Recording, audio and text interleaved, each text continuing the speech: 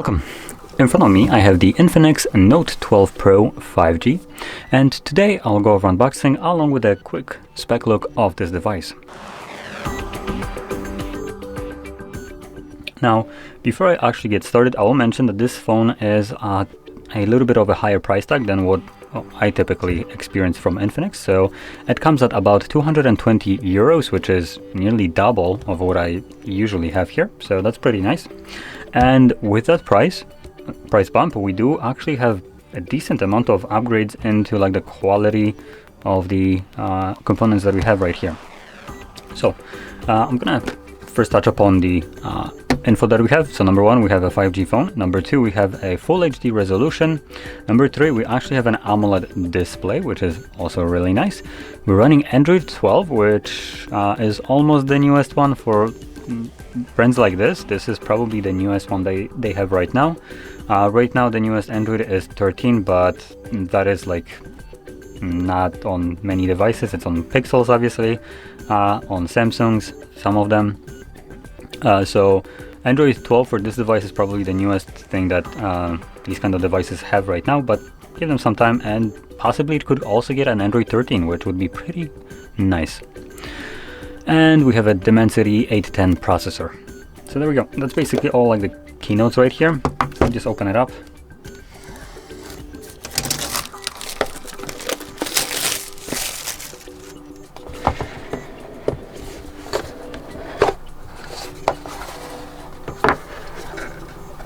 Nice presentation.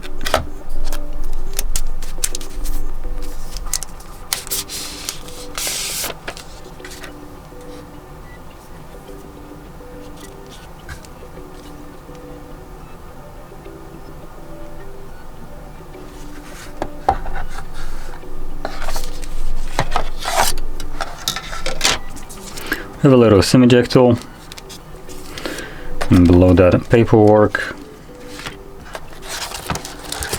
a silicone case,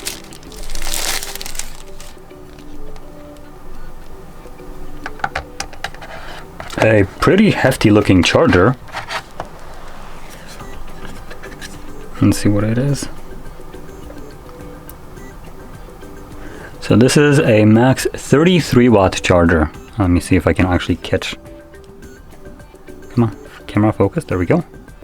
You can see it right here at the very end, line 33 watt max. So there we go. Pretty decent charger, specifically for the price. And we also have a Type-C charging port, or cable, more like. So there we go. That's all we get in the box. And that's all we're gonna need. I'm gonna put on the case right away just so we can see how that looks like. And the case is a little bit on a flimsy side. It's nothing like super thick, but still nice to see one that came for free. And also one thing to mention right here, the case actually covers the bump right here as well. So you won't be getting any kind of scratches on your lenses because they are, you can see, a little bit now like inside. So that's pretty nice. So there we go. Now to quickly go over the specs right here.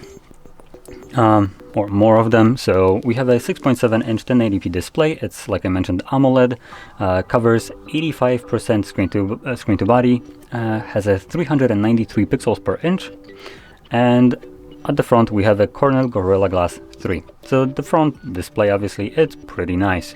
Obviously you can probably see on the camera it is pretty bright. It's not really mentioned right here what the peak brightness of this device is. But it looks okay right now. I'm pretty sure it can go even higher, so should be okay on like outside during sunlight. Should have no problems. And if we flip it over, we have what looks like a triple camera setup. So we have a 108 megapixel wide sensor, and then we got the big oof moment with 2 megapixel macro and 2 megapixel depth. So let's just say we only have one camera, 108 megapixels. That will be probably more fair. And at the front, we have a 16 megapixel wide sensor. Now with the back one, you can shoot at 1440p at 30 frames. And that's the only actual info that I see right here. Now moving on, like I mentioned, we have a Dimensity 810 processor in here. And we also have 128 gig storage with 8 gigs of RAM, but you can also spec it up to have 256 gigs of storage with, again, 8 gigs of RAM. Now, one thing that I'm curious of is, do we have a expandable storage? If we do, then going for the 128 gig might be a better alternative and just use a SD card instead. And we do have an SD card expansion spot right here and dual SIM support, so you can utilize that instead of buying the more expensive variant of this device. And lastly, battery right here is a 5000 mAh battery, so that's a pretty decent battery size right here. And that's about all the specs right here that are like worth mentioning. Couple notable features: we have a power button that doubles as a fingerprint sensor, and we have a headphone jack at the bottom. They still managed to fit it somehow on a device that is pretty thin. This is not like the thickest device as you can possibly see, so still they have a headphone jack, but apparently Samsung can't because it won't fit it. Okay, and that's about it. So not much more to say about this device. It's a pretty decent device for the price. Should be running fine. Now, one thing that I'll mention that this device is lacking is a higher refresh rate. So I believe we only have 60. I'm gonna go quickly to the setup and just see in the settings, just to make sure that I'm correct. Wait, huh? There is no I cannot take out the battery.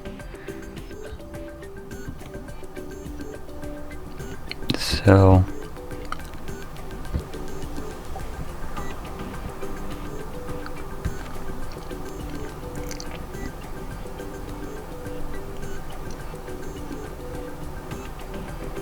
I liked how it said based on Android 12 instead of running Android 12 or something along those lines.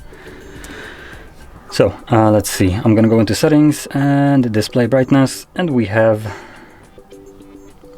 status bar, system navigation.